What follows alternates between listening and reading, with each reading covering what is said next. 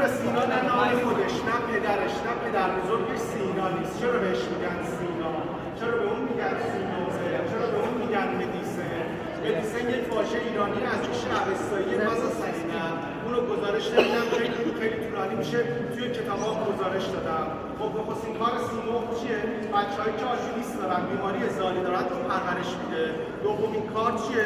شوربختانه معروف بهش میگن سزارین، رستمینه یا رستمزاد پزشکی. سومین کار چیه؟ زخمای رستم در نبرد با اسفندیار رو خوب میکنه. سیمرغ نماد پیشرفت دانش پزشکی در 5000 سال پیش ایران در سیستان. شهر سوخته رفتیم، 57 کیلومتری زابل. 5000 سال پیش ما جراحی مغز داشتیم. جمجمه رو میشکافتیم، مغز رو ترمیم میکردیم، طرف زندگیش ادامه میداد. 5000 سال پیش برای یه دختر چشم مصنوعی درست کرده بودیم با رگ. هیچ کس متوجه نمیشد که این چشم مصنوعی داره. پس بنابراین سیمرغ نماد پیشرفت دانش پزشکیه. سیمرغ در زبان اوستایی بوده سعینه، این سعینه در زبان امروزی شد سینا. بنابراین هر چی از نظر پزشکی پیشرفت کرد بهش میگفتن سینا، سینوه و مدیسن.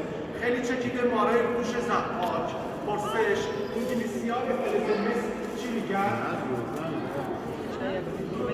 آلمانی‌ها میگن کوپا، فرانسوی‌ها میگن کوبه، اسپانیایی‌ها میگن کوبه. ما چی میگفتیم؟ ما میگفتیم کاوک. شوربختانه همه گمان میکنن که کاوه نام شخصه. نه، کاپر، کوپا، کوبر، کوبر و کاوک تصادفی از یک ریشه است. ایران در 6500 سال پیش از دوران نوسنگی وارد عصر مصر میشه. سربازای ضحاکی گرز سنگی دستشونه، نهایتا میتونن 100 بار ضربه بزنن، دستشون میفته. قهرمان تنیس هم راکت 200 گرمی رو 2 ساعت ضربه بزنه، دستش میفته. ایران در 6500 سال پیش توانست گرز مسی درست کنه. گرز مسی همان توانایی سنگ رو داره، ولی چی؟ سبکتره. راز پیروز ایرانیایی بود که توانستن 1000 بار ضربه بزنن. شاهنامه به ما میگه گرز فرجون گرز گاوساره. این نشان داده میشه گرز سنگی شکل نمیشه، اما گرز مسی شکل میشه.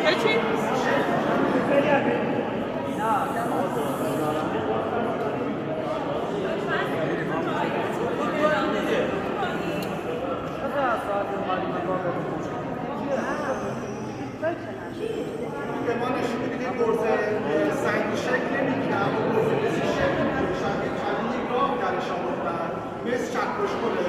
شاهنامه به ما میگه درفش کاوه از 3 رنگ تشکیل شده، زرد و سرخ و بنفش. من معدن مس رفتم، هم زرد و سرخ و بنفش.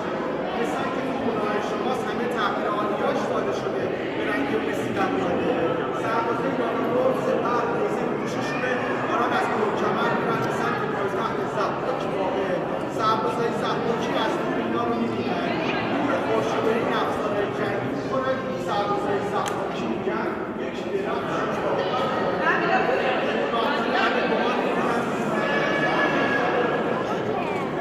داشت با حرف بزنم برم بیرون حرف بزنم. بله، اونا به کسی کار نداشته باشه.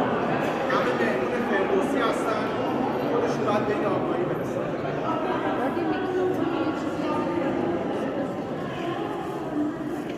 سرسلاس توی تمام شد. به مهر آفرینگار 5 سال کارشناس و راهنمای آرامگاه هستن. یک کتاب نوشتن به نام راه بهشت، چاپ 7 شده. بز داستانش چیه؟ فرآورد داستانش چیه؟ تدریس جدول داستانش چیه؟ دین برای شما خیلی پرسشه. 10% دیو گفتم با بقیش تو کتاب مارهای روی گوش ضحاک داستانش چیه؟ افزون برای 5 پرسش مورد مهماندار هم در اون کتاب پاسخ دادم. کتاب باغ بهشت ساختمان گنجینه توس به فروش میره. هر کدوم از دوستان اگر مهر بورزه کتاب رو تهیه کنه، نامش رو به خط فارسی میاره یا اشتباهی براش می‌نویسن. شوربختانه 1000 سال درباره فردوسی و شاهنامه به نادرستی به ما اشتباه گفتن. دوستانی که کتاب رو تهیه کنن با درودهای 1000 ساله آشنا میشن. در پایان این فن فردوسی رو بهتون میگم. امیدوارم که سرمشق زندگیتون قرار بگیرید. فردوسی میگه خوشابی به کاری بکاهد روان، خرد گردد اندر میان ناتوان. یعنی اگر هر روز، هر ساعت، هر دقیقه اگر غمگین و اندوه زده باشی، خرد ناتوان میشه. راهی که میتونی خرد کنی رو من کنی این هست که همیشه شاد باشی. امیدوارم که روزگار پر از شادی رو داشته باشی.